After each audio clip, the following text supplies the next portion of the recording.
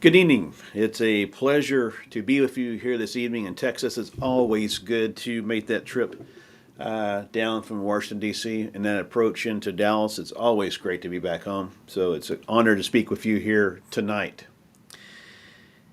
Tonight, I want to talk to you about the agenda I have for our country for the next 4 years. You know, during the last 3 years, our nation has been through a once in a lifetime pandemic.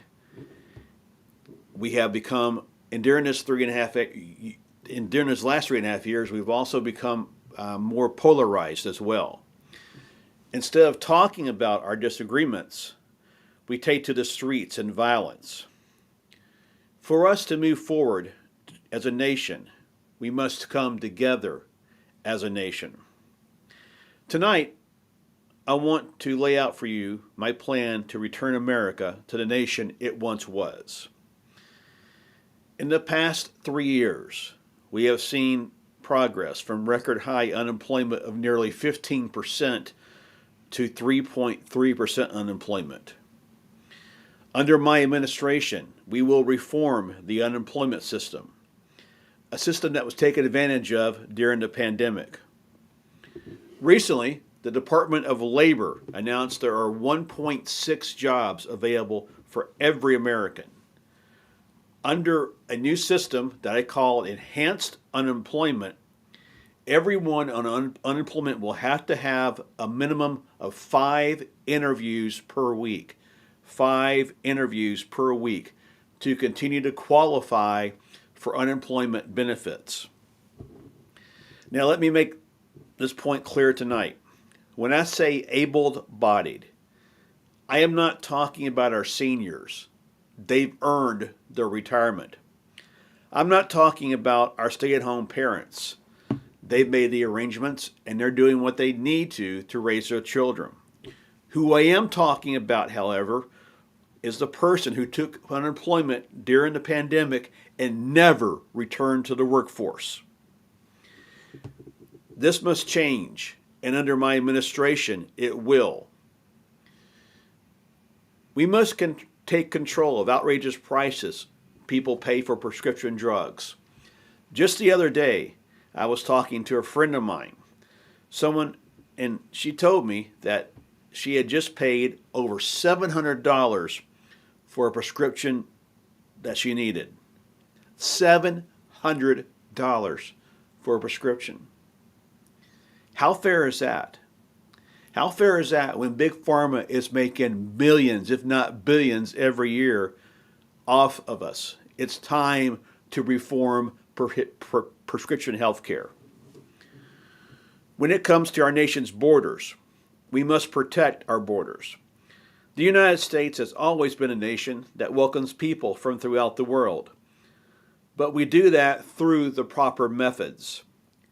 We just don't walk into the United States or walk through border areas. Last February, I made a trip to El Paso and visited our southernmost border. When I visited the international bridge that connects the United States and Mexico, I saw hundreds of people crossing the bridge and entering the United States the proper way. Not crossing the Rio Grande River, going into people's lands and entering the United States the improper way. We must reestablish our borders, and under my administration, we will reestablish our borders. On the world stage, we must be a protector of democracy. The United States is one of the leading democracies left in the world. As a world leader, we must do what it takes to protect democracy. And that starts at the state level. You're probably a little bit confused on why I would say state level and not federal level, why we wouldn't start the protection of democracy up in Washington. But it starts actually right here in Dallas. And it really starts down the highway in Austin, where I'll be tomorrow. We've seen schools shuttered, now reopened. We've seen an increase of polarization in our nation. To restore our nation to greatness, we must start in our nation's schools. Earlier today, I was visiting a school and I was visiting a first grade teacher. And I told her, the future of our country is in this classroom.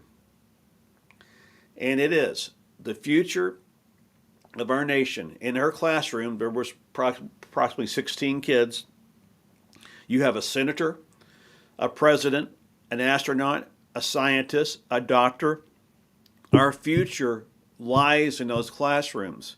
It's time to get our future ready. Since the pandemic, our nation's classrooms have become a political battlefield. It's a war front on education that has no place in the classroom. It is a battlefield where the suffering will be our students. Under my administration, we will end the battle and return education to the classrooms. We will teach the ABCs, the 1, 2, 3s, and the good and the bad of our history. By doing this, we can ensure that our next generation does not repeat the same mistakes. I had a fourth grader ask me that just the other day when I visited another school. I visited quite a few schools this week, but asked me, why is it important for us to study history? Why do we have to know what happened so long ago? And I told this student, I said, it's important for us to learn about the things that happened in our past, our nation's past, so that you don't repeat them in the future. We can learn from our past. And on top of visiting schools, and I've done so much of that over the last 28 years, I've had the good fortune to be married to a full-time educator. Yes, a full-time educator. For over 20 years, Andrea has served the classrooms as an elementary school teacher. Early on in our marriage, she wanted to teach summer school after teaching a full school year. She said at the time she did it for the extra pay.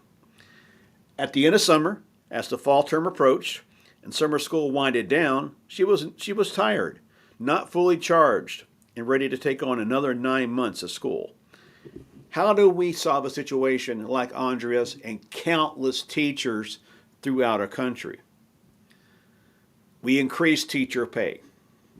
You may ask, how are we going to increase teacher pay? We must pay teachers a livable wage. Too many of our teachers are living on the poverty level. We must bring this to an end. We must return the federal, in order to do this, we must return the federal budget to the 2019 spending levels, reduce unnecessary federal spending, federal programs, and use the difference to fund the increases. It kind of sounds like a shell game, but it's really not. It's getting our federal spending under control to where it needs to be, cutting those wasteful programs. There were so many of those programs that were around when they needed to be in COVID, but there's not a place for those programs as we go forward. We must restore a true curriculum to the classrooms. We must get rid of this so-called woke education and return to teaching the ABCs, history, the good, the bad, the ugly. We must return a sense of patriotism to our classrooms as well.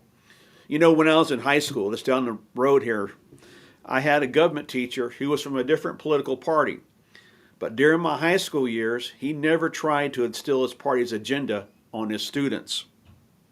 He taught you how government works and instilled a sense of patriotism and pride. My education plan is called Back to Basics, and we will pay teachers a livable wage that they can live on, at the same time support their students and families. We owe it to the students in our classrooms to give them the best possible education. We must prepare them for the future. And the only way to do that is to take the politics out of the classroom. Too much politics got involved during COVID. We had teachers unions trying to get involved in teaching what our children were being taught. And we need to simply teach mathematics, history, the basics to let our children survive. We owe them the foundation so that they can be successful in the future, and it should not be tainted by politics. As a nation, we must once again learn to respect one another. We have turned against each other, oftentimes in violent ways. Families torn apart by senseless gun violence. We must pass gun reform that does not infringe on constitutional rights and increase mental health spending to help get those who need help the help they need. You know, a few months ago, there was a shooting not too far down the road here at a medical clinic, not too far from my house. And the alleged assailant, the shooter, went in with from what reports say, a disagreement with his girlfriend, and opened fire on the clinic. What brought him to that decision? Could he have had help that stopped him from making that decision? You know, I think there is a lot of ways we can do it. You know, just like with school safety. You know, the Uvalde situation, it's terrifying. It's very, very sad. But you know, the protocols have been put in place, and schools are safer. But we need to reevaluate our mental health program in this country. And I think once we do that, once we get the help to the people who need it, you will see a drop in our gun violence.